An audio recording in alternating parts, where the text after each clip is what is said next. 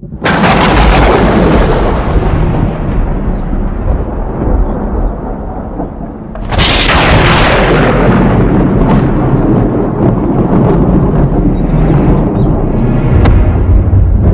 109. Hold not thy peace, O God of my praise. For the mouth of the wicked and the mouth of the deceitful are opened against me. They have spoken against me with a lying tongue. They compassed me about also with words of hatred, and fought against me without a cause. For my love they are my adversaries. But I give myself unto prayer, and they have rewarded me evil for good, and hatred for my love. Set thou a wicked man over him, and let Satan stand at his right hand. When he shall be judged, let him be condemned, and let his prayer become sin. Let his days be few, and let another take his office. Let his children be fatherless, and his wife a widow. Let his children be continually vagabonds, and beg. Let them seek their bread also out of their desolate places. Let the extortioner catch all that he hath, and let the stranger spoil his labor. Let there be none to extend mercy unto him, neither let there be any to favor his fatherless children. Let his posterity be cut off, and in the generation following, let their name be blotted out. Let the iniquity of his fathers be remembered with the Lord, and let not the sin of his mother be blotted out. Let them be before the Lord continually, that he may cut off the memory of them from the earth, because that he remembered not to show mercy, but persecuted the poor and needy man, that he might even slay the broken in heart. As he loved cursing, so let it come unto him. As he delighted not in blessing, so let it be far from him. As he clothed himself with cursing like as with his garment, so let it come into his bowels like water, and like oil into his bones. Let it be unto him as the garment which covereth him, and for a girdle wherewith he is girded continually. Let this be the reward of mine adversaries from the Lord, and of them that speak evil against my soul. But do thou for me, O God the Lord, for thy name's sake, because thy mercy is good, deliver thou me. For I am poor and needy, and my heart is wounded within me. I am gone like the shadow when it declineth. I am tossed up and down as the locust. My knees are weak through fasting, and my flesh faileth of fatness. I became also a reproach unto them. When they looked upon me, they shaked their heads. Help me, O Lord my God, O save me according to thy mercy, that they may know that this is thy hand, that thou, Lord, hast done it. Let them curse, but bless thou. When they arise, let them be ashamed, but let thy servant rejoice. Let mine adversaries be clothed with shame, and let them cover themselves with their own confusion as with a mantle. I will greatly praise the Lord with my mouth, yea, I will praise him among the multitude. For he shall stand at the right hand of the poor, to save him from those that condemn his soul.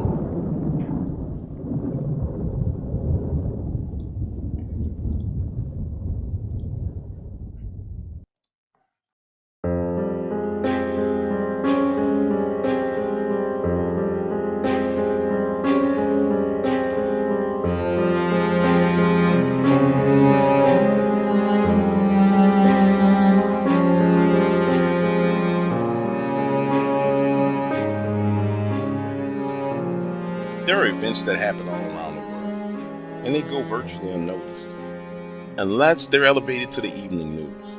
Matter of fact, most people around the entire globe have no idea, no clue, as to the ever-present danger that surrounds them. Sure, by now you're listening to things about the war on the news, other information about vaccines and their effects that they're having on the human body. Soon you'll learn about the vaccines being in the food and the water, and it'll all come out.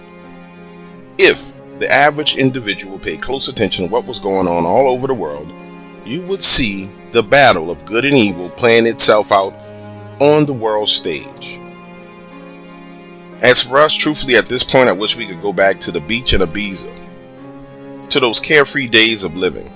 However, those days are long gone, and I know now that they'll never return. So much has happened in the past 5 years. Frankly, it might have been easier to kill myself than to face what we were going through and the things that I'm about to share with you. Look, frankly, there's no easy way to pick up where we left off because so much time has passed. So I'm just going to start telling you everything. If you recall, the war between Rusevich and Sorkin started slowly and escalated tick for tack. I remember getting a call from Rusevich's private assistant. While in the middle of that conversation with her, I hear this alarm go off in the background. Then you hear some kind of tussle and the phone hangs up. And from that moment on, it was like we were shot out of a cannon. These series of events happened. Many of them planned, some of them unplanned. It was the proverbial shit hitting the fan. And at that point in time, all you could do is duck and dodge because it was coming from every angle. That next day, we get a call from Rusevich. He was sending a plane for me and Roger. Now, while all of this was going on, we were still deciding what we were going to do with Lily, the pregnant woman and her child. And if that wasn't enough, Chef was dealing with his sister and the fallout from that situation, which was only getting worse day by day. And then there was Scissors, our friend, our brother, who was in the process of going off the reservation. And when I say off the reservation, I mean way off the reservation. He had gone into what we later learned to call the Valley of Darkness, a place where men go to die, a place where their souls go to die and never return. And I need you to understand something. When a living man kills his own soul, there is nothing there. I mean, absolutely nothing left. He's possessed by pain. And it's that pain inside of him that wants to inflict pain on anyone and anything. The following day, Rusevich arrives in his jet, picks up Roger and I. And I need you to understand something. Boarding his private jet was different than flying on our cargo plane. It felt regal. Opulence is the best way to describe what we walked into. And that was the first time I met Tanaka. Now, I don't know if you ever met anyone like this, but Tanaka was a man that seemed like he paid attention to every minor detail. Head, eyes, always moving back and forth, scanning the room. He was lean and muscular with a scar on his face that went directly across the corner of his right eye. I wouldn't exactly describe Tanaka as a super intimidating person, but he definitely gave you the impression that he wasn't the one to mess with. Rusevich introduces him as his cybersecurity consultant, but Tanaka didn't give off that computer geek vibe. He gave off more of that, I'll stab you and shoot you, but I know a little bit about computers vibe. It all didn't make sense at first. We're ushered to our seats, offered a bite to eat, and told we'll discuss the matters at hand once we're in the air. 15 minutes later, we're a mile high in the air, and Rusevich lays it on heavy. Sorkin had infiltrated his organization and done major damage. Imagine the scene. While he and Tanaka were away from his office, a man came in, well-dressed, polite, had an employee badge, but his secretary, who had been with him for 20 years, didn't ever remember this man being in the building, so she called security. By the time they find him, he was in the server room. A fight ensues. This guy takes out 4 well-trained ex-military guards like it's nothing while downloading information from Rusevich's computer. Then he uploads a virus to their servers. Tanaka cuts Rusevich off, saying, "It was a custom adaptation to the original emote virus that lays dormant in the system for days, that slowly affects and monitors all computers, then relays information back to a host server." According to Tanaka, he'd been working for days trying to figure out where the information was going, and he had finally tracked it back to the source. "So why are we here?" Roger asks. He says, "Because I trust Tanaka and I trust you. Someone on the inside of my organization knew about this. Our systems are flawless. Wouldn't you agree, Tanaka? Top security. Someone inside had to help." The problem was Rusevich hadn't hired anybody new to the top level of his organization in 4 years. And by new, he went on to explain that he was talking about his inner circle of employees and managers. "So we're talking about someone in your organization who's been blackmailed, right?" His reply, "It doesn't matter. I don't give a damn where it came from. What matters is we stop them from stealing information from us." "Why don't you just shut the whole damn thing down? Scrap it all." As those words are coming out of my mouth, the two of them begin to laugh. Shut the system down. Really, shut the system down. Our main system is connected to our entire organization. 48 companies, Steve. There's no way to do that. Should I just shut down a connection to every company? Do you know what kind of havoc that would unleash? Do you know what kind of money I would lose if we did that? Tanaka cuts in, explaining that the virus is designed to delete everything if we shut down the servers. He tells us that he's analyzed it over the past couple of days, and the only way to deal with it is at the source.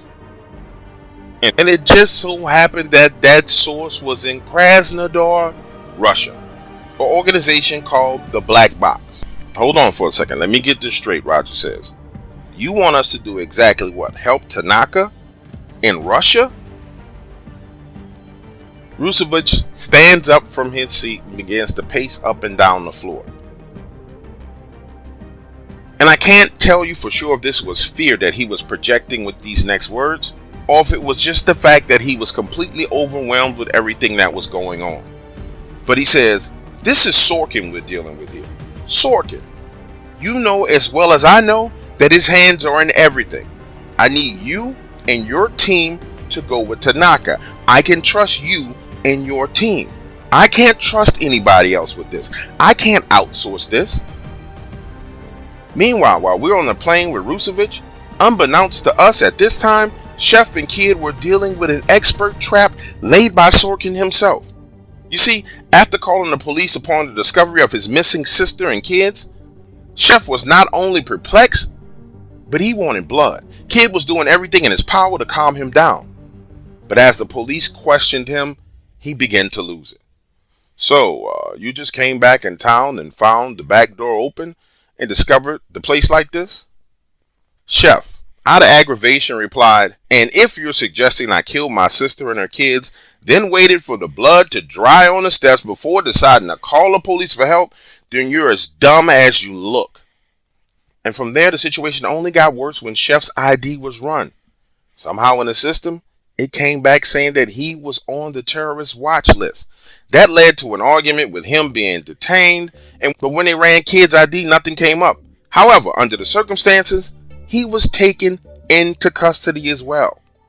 So while we're in the air, the two of them were being arrested.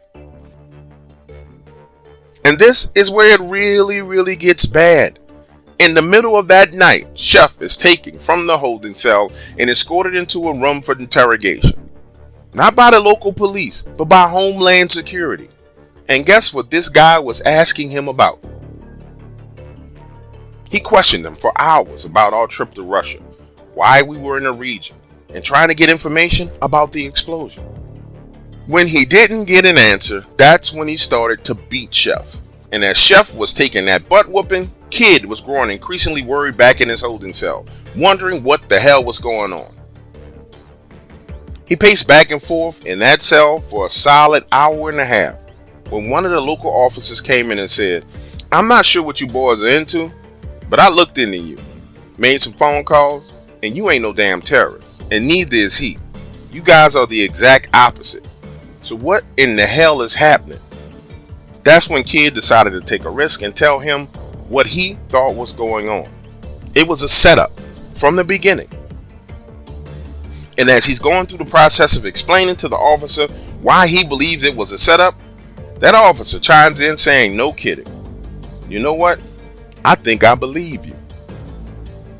He said there was no damn way that Homeland Security showed up within an hour and a half. And besides, he didn't like the feds coming down to his small town doing anything anyway. That's when Kid asked him if he could make a few phone calls to see what he could find out. Told him, listen, you can be right next to me while I make my calls, but I need to get us some help. I believe that it was that officer's disdain for the federal government as a whole that led to Kid having an opportunity. Now I need you to understand something. Roger and I are still in the air on our way to London when the phone starts to vibrate. Tanaka was there in the process of explaining to us exactly what the black box was, how it came to be, and how much of a problem this organization truly was. Imagine an organization that has access to every Ring doorbell, every Nest camera, every security camera, tablet, every computer monitor around the entire world. That is the black box. It was a private cybersecurity organization whose power and might rivaled that of the NSA itself. Like I said, Tanaka is in the process of explaining all of this to us while our minds are being blown out of the water. Roger's phone begins to vibrate. And you know how it is. You're in the middle of a conversation. The phone is ringing, it's vibrating. You know it's vibrating, but you're not paying attention because your mind is just totally preoccupied with what's being said to you. Tanaka stops in the middle of his sentence and says, "Someone's phone's ringing." Now pause right here for a moment and let me put you in the mindset that I was in. I'm not telling you that I was afraid of Sorkin. I'm not. I mean, if Sorkin was standing in front of me right now, I would have put a bullet in his head. But the idea, the concept of the power and strength that he held in that moment, right then and there, I felt as if he knew that we were talking about him. I don't know if that makes any sense to you. When you're dealing with an opponent who's so powerful, so strong, has his fingers in so many things that he creates this sense of paranoia. And that's where we were in that moment. I'm paranoid as Roger's answering the phone. He picks up the phone and it's Kid calling us from the jail. And he proceeds to tell us everything that was going down. Roger puts the phone on speaker and Kid begins to whisper, "Listen, I'm not sure how long I have, but we're being set up. Homeland Security has Chef in custody, interrogating him. And I'm 100% sure that he's been added to the terrorist watch list." Let's slow down for a second right here, just in case you went off to get a glass of water, some chips, and you just coming back. Understand. Let me bring you back up to speed. We're a mile high up in the air and just discovered that our team needs to go to Russia with Tanaka to deal with the black box organization. And while we're discussing that, we learned that Chef and Kid are in custody and that we all may be now on the terrorist watch list. Imagine that for a moment. Our mouths drop open and Rusevich, he starts laughing. I'm talking about bent over at the waist, dying laughing. Right then and there in that moment, I didn't find the whole situation funny. Rusevich says he's not on any damn terrorist watch list. Homeland Security is not looking for him. Someone hacked the system and added him and whoever else to the list. It's the oldest trick in the book. I've done it. Sorkin's done it. Many of people have done it. He looks at us and says, and whoever the guy is in the interrogation room, he damn sure is in Homeland Security. From there, he turns his attention to Tanaka and says, "Will you please fix this for them so we can move on?" Now listen, I'm not sure if you've seen this before or if the technology is out to the public eye at this point in time, but Tanaka pulls out what he called the looking glass. Never seen anything like it in my life. It looks like a regular laptop, but when he turns that device on, it projects a holographic screen image in the air right in front of you. And he is able to interact with those holographic images in the air. Some of the most freakiest crap I have ever seen. We watched from the plane as Tanaka accessed federal databases and found that Chef, Ben, and Scissors were all added to the terrorist watch list over the past 3 weeks. We also sat there and watched as he removed them. Then, while Kid is still on the phone, he pulls the arrest records, simultaneously looking up the head officer at that station, an officer named Officer Hayes, and calling him. The sound waves from the phone call are in the air in front of us. The conversation goes like this. He says, "Officer Hayes, there is a man in your interrogation room right now who is impersonating. He is not a member of Homeland Security. The 2 men that you are holding are not on a terrorist watch list." Now, as Officer Hayes is going through the mental gymnastics of trying to figure out what the hell is going on, Tanaka pulls up each and every camera inside of that police station. So now we are watching Officer Hayes as he sits there tapping on the desk trying to decide if what he's hearing is true. He proceeds to ask Tanaka what organization he is with, and he tells him, "I am not with any organization. I'm calling you to share the truth with you. As this conversation is going on, he is running facial recognition inside the interrogation room on the man who is standing there. And he tells Officer Hayes, if you give me one moment and trust me, I will send you a full file on who is inside of your interrogation room pretending to be a member of Homeland Security. The facial recognition scan completes running, and then it pops up right in front of us, and the damn guy wasn't even American. His name was Stephen Kovac, and I want you to remember the name Kovac. The way Tanaka responded to his file being pulled up, it wasn't fear, but it was kind of like, man, Lord, let it be anybody but Kovac. He tells Officer Hayes the file has been emailed to him on Stephen Kovac. Meanwhile, Roger and I are looking at the file on the screen. He was born in Montenegro, an A&B agent. His father was a former intelligence agent. His mother died at birth. And the thing that stood out to me the most was the blinking red words that said that this man was extremely dangerous. Now pause. Let me say this to you. In the field that we work in and in the people that we deal with, they don't use words like killer. They use words like dangerous. And the reason why they use the word dangerous is because when a man is dangerous, it doesn't matter the situation he's in.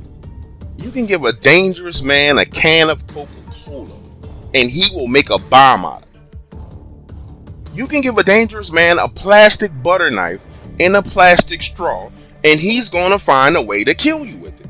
And I need you guys to understand this.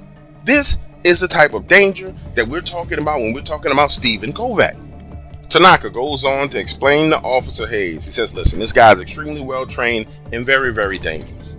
Here's how I think you should proceed.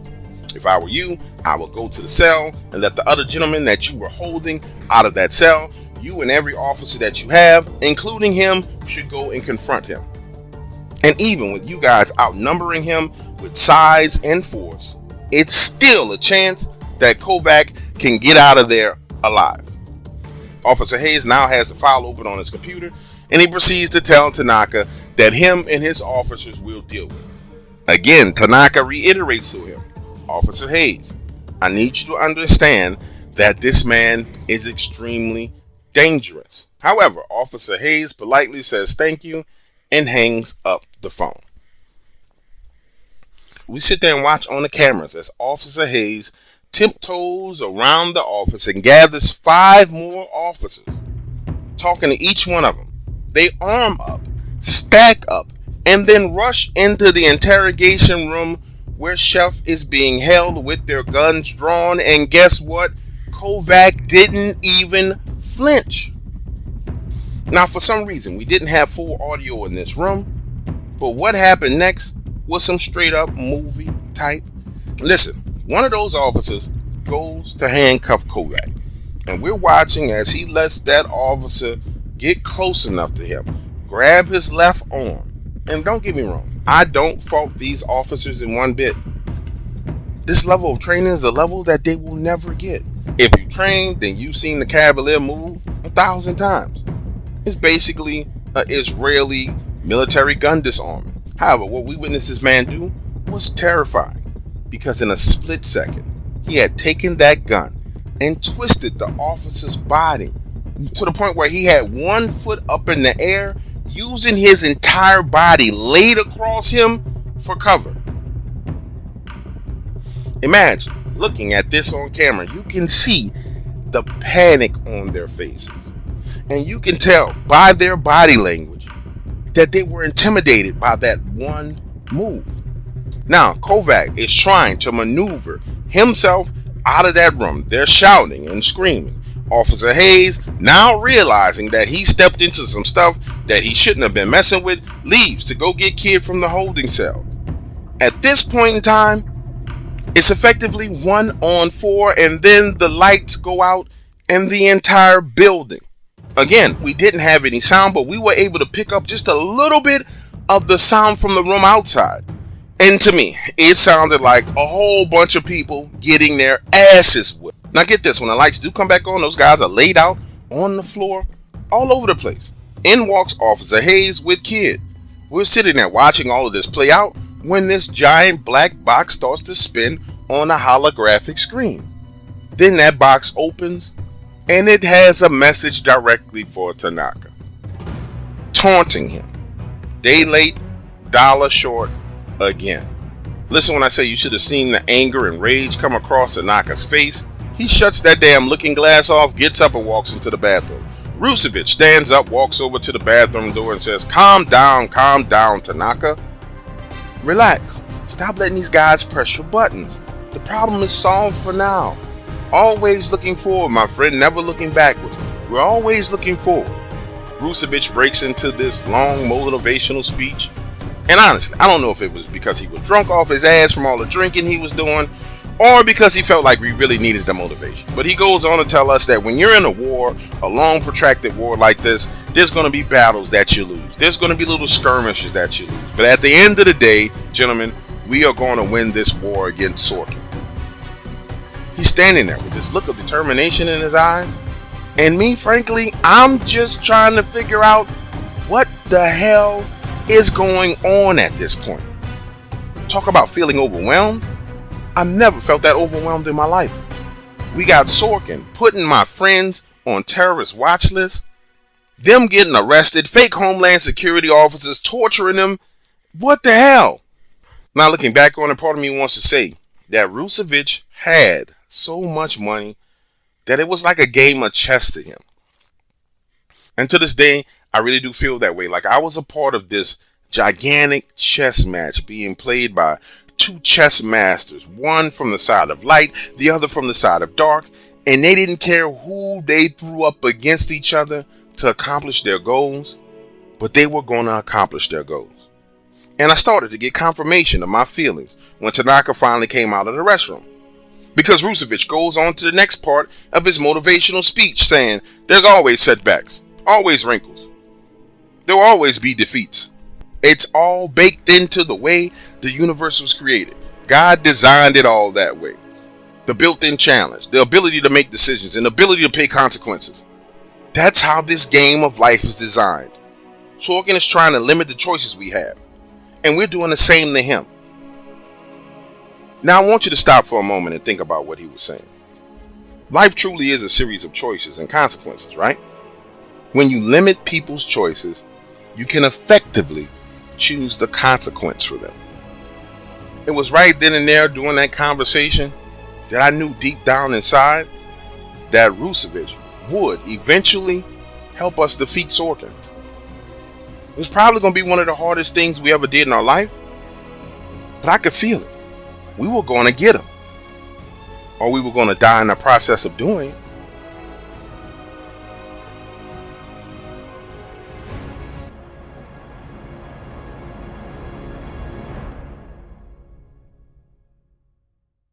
Meanwhile, Ben had been doing his best to keep tabs on Scissors. However, a man with his skills disappears and reappears in normal society at will.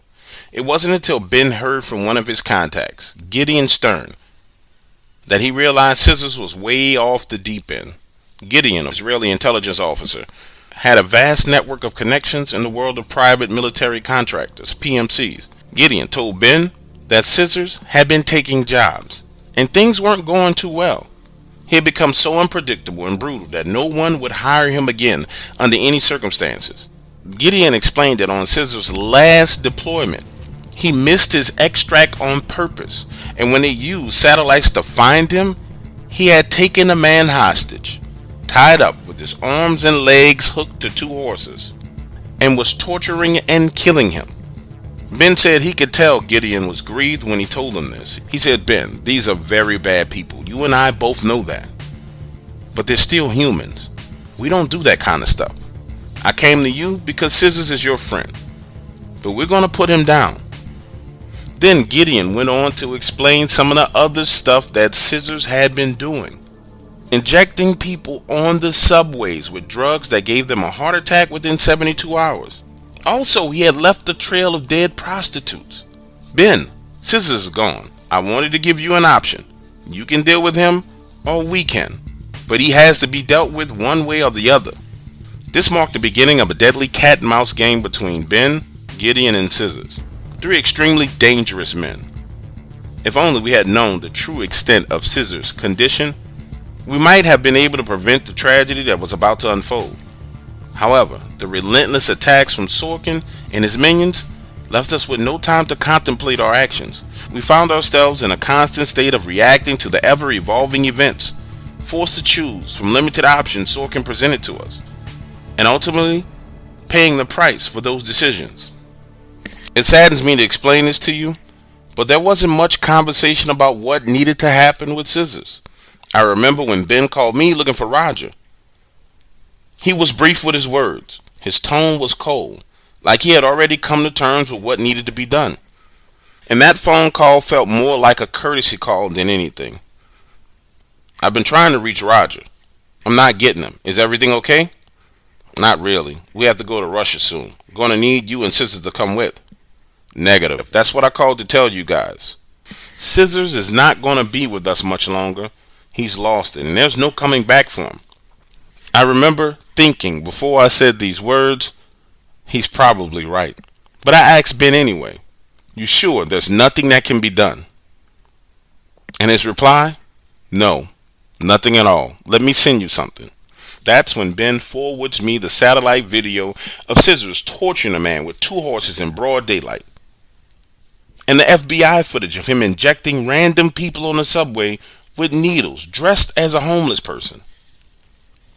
That was right then and there in that moment that I understood what needed to be done. He was a liability and cannot be trusted in any way. I'll tell Roger. And Ben, be safe. You know how dangerous he is. During that conversation was the first time I heard the name Gideon. Ben explained that he and Gideon were going after him. They had found the safe house where he was staying in Paris. Safe house, I asked. Where did he get that from? Ben replied he didn't. He took it from the person who was supposed to be safe living there. I'll reach out to you after it's all done. Then he hung up the phone. Little did any of us know exactly how difficult it would be to actually kill Scissors. We should have known. We worked side by side with him. But their first attempt was in early January in Paris. Ben and Gideon had been watching him for a week as he went back and forth. And watching him from a distance, he seemed calm like any other person walking on the streets. The perfect gray man, completely blending in. Now, according to Ben, he's still not sure how Scissors knew they were watching, but he had to know because of what he did when they finally moved in. The two of them entered the building before sunrise, figured they could get in and out while everyone was asleep. However, somehow he knew they were coming. And as the two of them worked their way up the steps to the third floor, Ben said he had a feeling that things were going to end badly. Sure enough, as they stacked up to move from the stairwell into the hallway that led to his apartment, the moment the door opened, Scissors started shooting. Gideon was hit in the arm, barely making it across the threshold and off to the right for cover. Ben later on told me it was as if Scissors felt them coming for him, and he just knew it. They laid down cover fire, starting to move forward, and Scissors retreated and went back inside. As they positioned themselves outside of that apartment door, Ben looked at Gideon and said, man, this just doesn't feel right. He had us pinned down in the hallway. Why would he let us come to this door? This is not right. Ben explained to Gideon that there was no way on this planet that Scissors was still in this apartment. And the only thing that could possibly be behind that door was death. So the two of them headed back towards the steps, and no sooner than they got to the stairwell, they heard someone below heading out the door. Now they're racing to catch up, jumping down flights of stairs and exiting out to the street. Looking left, looking right, he's gone. For a split second, they thought they had lost him until he stepped out of the shadows about 50 yards away and screamed, Ben, I knew they would come for me, but you came? I could have killed you, Ben, but I didn't. Go home. Let me have some fun. Then he raises his hand in the air and boom. The building that they just exited explodes. Glass shatters, debris falls, their ears are ringing and pounding as they stumble forward, dodging debris. Now, Above all the ringing and the noise, Ben could hear Scissors screaming at the top of his lungs. "You should be dead, Ben! You should be dead! Remember, you should be dead!" It took Gideon and Ben a few minutes to be able to walk straight. And when they finally got their wits about themselves, turned and looked at the building, it was a horrific sight. Their first confrontation with Scissors had ended in destruction, and it was now clear to both of them that they had no choice but to take him out. There was no turning back. Pause right here for a moment in the story and let me say this to you. I'm doing my best to tell you all of these events in chronological order, but I need you to understand there were so many things happening around us all at the same time that it created this haze around your mind. Some things I know that I've completely forgotten about. Other things are just as clear and crisp as if they were happening right now in this moment. But a few days after we were with Tanaka and Rusevich, Scissors calls Roger and says, "Do you want me dead too? Ben is hunting me down. I thought we were all friends." With anger in his voice, Scissors says, "So this is the thanks I get? Death is my reward?" Then he breaks down crying on the phone. Seconds later, he's laughing. Scissors is having a full mental breakdown. And a man with those types of skills cannot afford to be having mental breakdowns. Roger tells him, "Scissors, buddy, you need to get some help. I know you're hurt, but what happened to those kids? But this isn't going to do you any good. I'll come and see you myself. If you let me, I'll sit down and talk with you. Just let me come see you." "No, you want to kill me. All of you want me dead, so I'll kill you first." It was that statement right there that sealed the deal for Roger concerning Scissors, and he asked Tanaka to help him find him. Tanaka finally got a free day and started to work on the task of finding Scissors. It was lights out for him. There was no place he could run, nowhere he could hide. Within 2 days, Tanaka had somehow located him. Guess where Scissors was? Back in China. I remember this all very distinctly because we discussed if there was any other way to help him. Gideon joined for this video call as well, and Roger wanted to be sure there was no alternative, no hole we could just have him locked up in, no prison cell, no underground cell. However, Gideon made a great point when he told this story. He said that when he was a kid, his parents had a vicious dog. It was protective, loving, but at the same, the dog was crazy. When their dog bit a kid up the street, his father didn't like it. His father didn't like it at all. He punished the dog. But when that dog turned and bit Gideon's little sister, his father took it out back and shot it in the head. Gideon goes on to explain, "My father shooting that dog in the head had nothing to do with how he felt about the dog. In fact, he loved that dog. But it had everything to do with the reality of its animalistic nature." We learn from Gideon the true history of Scissors and why there was no choice but to take his life. Gideon reading from classified documents on Scissors. Background: Farid Almasar carries the weight of his ancestry on his shoulders. Farid's childhood was a dark tapestry woven with threads of violence and abuse. His family had been steeped in a long lineage of soldiers and warriors, also become entangled in criminal activity. Scissors' father and older brothers often beat and molested him, leaving deep physical and emotional scars. Despite all of that he went through, he traveled to Egypt and studied at the University of Cairo. And it was there at the University of Cairo where he was first approached by the Mossad. Then Gideon went on to his mission profile. Aged 20 to 24, Scissors spent the majority of his time developing expertise in surveillance and reconnaissance, where he was going undercover gathering information on terrorist organizations in the Middle East. It was during these early missions where he really stood out. Then, at age 25, Scissors single-handedly infiltrated a group of Al-Qaeda agents in Egypt. Their plan was to pull off a series of bombings inside of Israel. And he single-handedly neutralized that entire cell. 2 years after that, they put him in Lebanon, where he infiltrated Hezbollah. While on that mission, he assassinated 2 high-value targets inside of Hezbollah. And nobody figured out it was him that did it. According to Gideon, Scissors single-handedly handed Hezbollah one of the greatest setbacks they had ever experienced. Now pause right here, let me say something to you. We all knew Scissors through Ben. And to be clear with you, we knew Scissors was a badass, but we had no clue how much of a badass he was. Get this.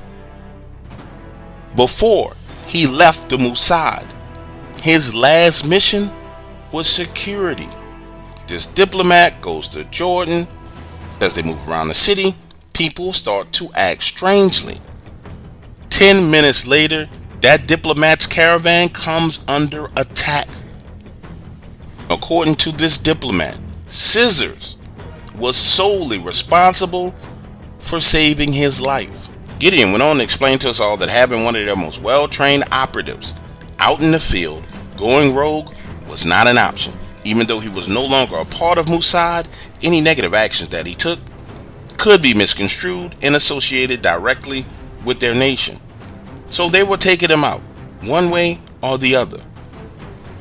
According to Gideon, there was direct authorization from his government to take Scissors out. Have you ever found yourself in a situation where you had to come to terms with something and just move on as fast as possible? That is where we all were in that moment. It was going to happen whether we liked it or not, and there was nothing that we could do. Gideon then shares a feed with us showing Scissors boarding a plane in Chile. Wait, hold on a second, Roger said. I thought he was in China. That's what he wanted you guys to think. In actuality, he's in Chile. We watched as that plane took off, and then the engines exploded. I'm speaking for myself and myself only. I can't tell you how anyone else felt in that moment, but as we watched Scissors' plane crash, I couldn't help but remember everything that we've been through. It was one of the most surreal moments I've ever had in my life, and it constantly replays over and over at night when I'm asleep. We watched him die, and then the conversation turned right back to Sorkin.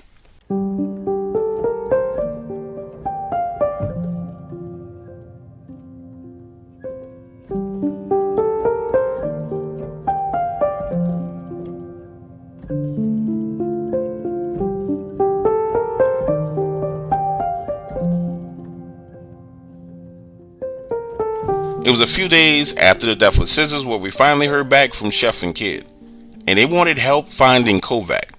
The police were looking for him as well. Those two wanted to get to him before they did, and the only person that I knew that had the skills to track down Kovac was Tanaka. The problem that I was running into was that Tanaka needed some persuading. You see, his top priority was dealing with the black box. So when I reached out to him and told him what was going on, he said, listen, I understand that your friends want to find this guy, but at the end of the day, we need to deploy to Russia and take care of the black box. That's when I had to break it down for him and say, listen, Tanaka, we operate as a team, and if one of our teammates is in danger, nobody's going to move. The sooner we resolve this issue, the sooner we can deal with the problems in Russia. Will you please help us resolve this issue so we can move forward? Like I said, it took a little bit of persuading, but finally Tanaka reached out to Chef and Kid. Now stop right here for a moment and let me say this. The technology should be rolling out now into public's eyes, showing you what government and wealthy private interests have access to. I want to be clear with you. What you are seeing right now is nothing compared to what Tanaka had access to. Facial recognition technology, combined with access to every airport, bus, train, rental car, both real-time data and 7 days prior. He tracked Kovac across red light cameras, ring doorbells, commercial building security systems, to a private airport and on board a flight to London. Then, with the use of AI technology, he narrowed down the aliases that Kovac was using and found the hotel he booked himself into in downtown London. While simultaneously doing that, Tanaka's AI that he called Athena was processing the fastest route for Chef and Kid to get to his location while simultaneously creating problems and issues that delayed and stifled his actions while he was in London. A series of what seemed like random events that limited his mobility, from his room key not working to his room getting cleaned and all of his stuff being taken downstairs and locked in the office safe, while simultaneously changing the schedule in the system to where a night manager who would have had the only key was given the day off, effectively leaving him with no access to his room and only the cash he had on hand. Now get this, we received constant updates on his location, where he went, who he met with, and the craziest thing about it all was Kovac was not carrying a cell phone. He was being tracked by the microchips inside the cash that he was carrying in his pocket. Yes, his money was being traced in real time. And on top of that, the people of interest whom he had been in contact were being tracked by various means as well. Some of them were being tracked by nanoparticles in their bloodstreams, while others were being tracked by their credit cards and debit cards. Every time I received an update from Tanaka, it was more and more terrifying. As quickly I came to learn that there is no such thing as privacy anymore. When Chef and Kid finally reached London, I was with Ben, Roger, and Rusevich, and Tanaka and his AI were in full control of the mission. I need you to understand something. Athena, the AI, devised the plan for the two of them to wait for Kovac in his hotel room, led them straight to the door, unlocked it, then turned on that TV inside the room and gave them a real-time live feed of all of his movements. There was only one stop that Kovac made that was of any real interest. This was at a coffee shop where he met a man, his face being run through the system, and it came back as Vincent Blackthorne. Never heard of the guy, because I had never heard of the guy. Born 1975 in the East End of London. By his early 30s, Vincent had established himself as one of the most prominent crime bosses in London, controlled a vast network of illegal operations throughout the city. Over time, his criminal empire caught the attention of every government agency. However, instead of those agencies deciding to take him down and stop him, they found it more advantageous to work with him. Vincent had access to valuable information, resources, and connections that could prove useful in their covert operations. Now, get this. In exchange for Vincent working with them, he got a few concessions. Reduced surveillance, every now and then legal immunity, and in exchange for Vincent being allowed to run amok and do whatever the hell he wanted to whenever they needed his assistance to fight against terrorism or international crime syndicate or any other threat that the government itself deemed serious, he had to do it. Understand the situation. Kovac is sitting there having coffee with an underground crime boss who worked with the government. Vincent goes on to begin questioning Kovac if he had gotten any information on the whereabouts of Lily. Now pause right here for a moment. Let me bring you up to speed. If you don't know who Lily is, I don't blame you, because back then we didn't have a name for her. She just so happened to catch a ride with us leaving that underground base in China. But Lily is the pregnant woman who left with us from China and came back to the US. The woman we took from Sorkin's lab. Kovac goes on to explain to Vincent that he did not have any leads on her whatsoever. In fact, that he was compromised. He was going to regroup and try again. This time he will go after the leader of our group, talking about Roger. They talk for a few more seconds, then Kovac heads back to the hotel. We watch as the cameras track his every move into the hotel lobby, up the elevator, and then to his room. The minute he opens the door, they had him. Chef knocks him across the back of the head and they tie him up. And when he finally wakes up with a gun in his face, he's given two options. Tell Chef where his sister was or die. The words that came out of Kovac's mouth next were shocking, and they sounded like a lie, like he was saying anything he could to stay alive. However, those words were instantly confirmed by the ring doorbell at his sister's house. You see, according to the police, there was no data on her doorbell because it was dead, but the AI somehow pulled up the footage. Kovac told Chef that yes, he went to his sister's house, and he was with another man. While that guy went to the front door, he broke in the back door. The mission was to find Chef, not to hurt or kill his sister. Kovac watched as the man roughed his sister up, but when he pulled his gun and grabbed her by the hair and threatened to kill her in front of the kids, Kovac said he wasn't having it. So he shot him in the head, then took Chef's sister and kids to a safe house, waited for Chef to arrive, and that's when he began the process of setting him up. The cameras did in fact confirm that another man went to the front door, and it also confirmed that Chef's sister walked out of the front door with the kids and voluntarily got into a car with Kovac.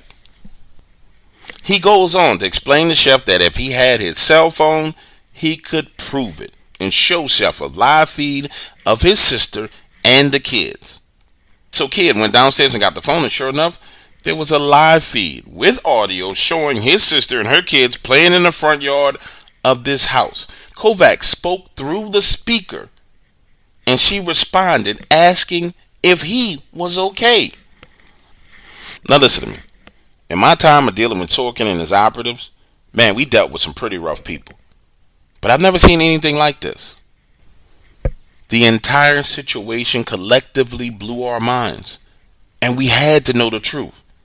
So Kovac starts to spill all the beans, and it turns out that we all had grudges against Sorkin. But Kovac's grudge was way worse than ours. It was personal. So personal that he would do anything to hurt Sorkin.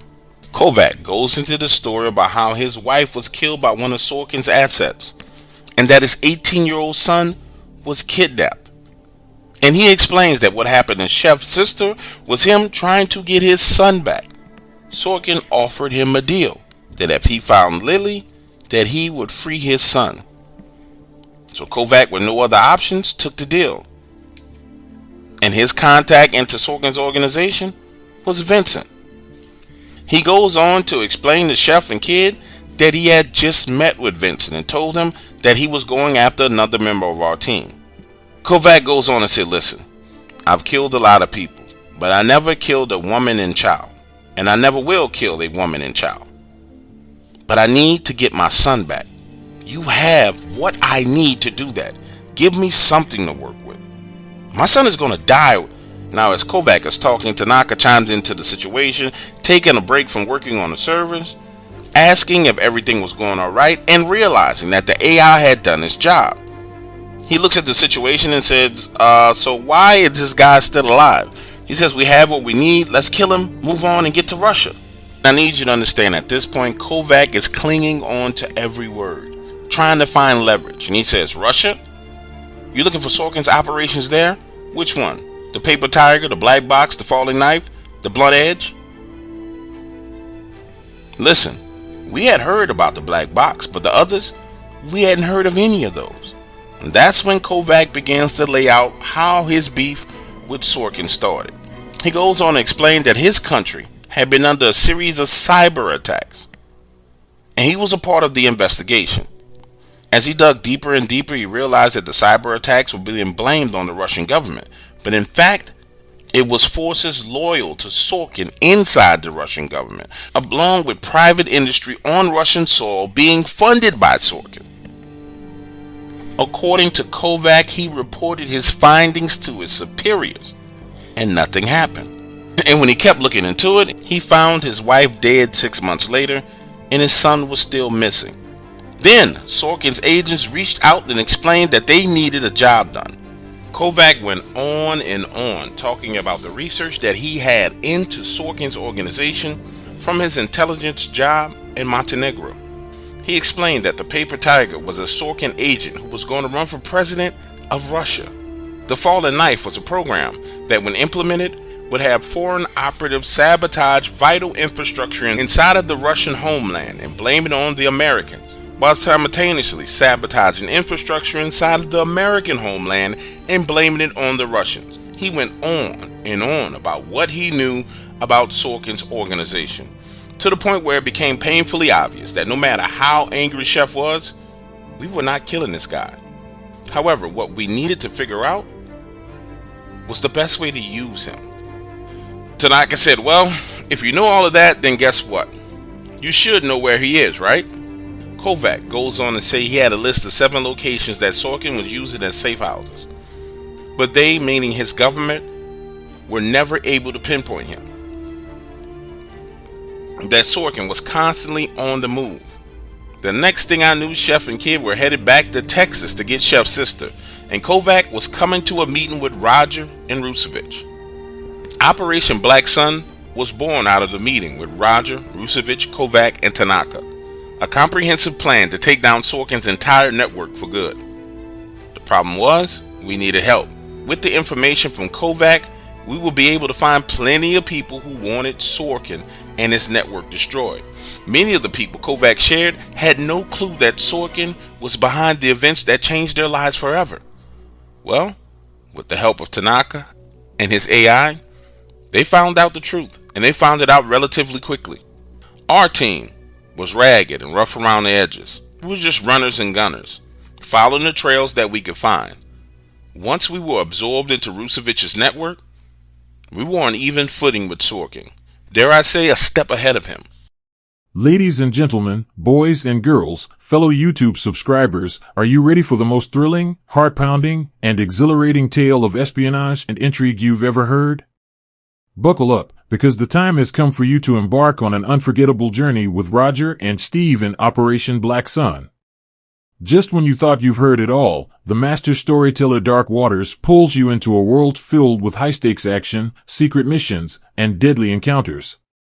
As you follow Roger and Steve, 2 unlikely heroes, you'll be on the edge of your seat as they attempt to take down the notorious criminal mastermind, Sorkin. But wait, there's more. Only yet will you have exclusive access to the rest of this gripping tale. The deeper you delve, the more entangled you become in the web of mystery, suspense, and drama that unfolds. Trust us, this story will have you talking, theorizing, and eager for more. So what are you waiting for? This is an opportunity you simply cannot afford to miss. For a small investment, you can unlock the full experience of Operation Black Sun and join the ranks of the most dedicated fans. Your support helps Dark Waters continue creating mind-blowing stories that challenge your imagination and leave you breathless. Head on over to now and prepare to be blown away by the adventure of a lifetime. Don't miss out on the chance to be part of something truly extraordinary. The clock is ticking, and Roger and Steve need your help to bring Sorkin to justice. Are you ready to join the mission? Subscribe, listen, and prepare to be enthralled only at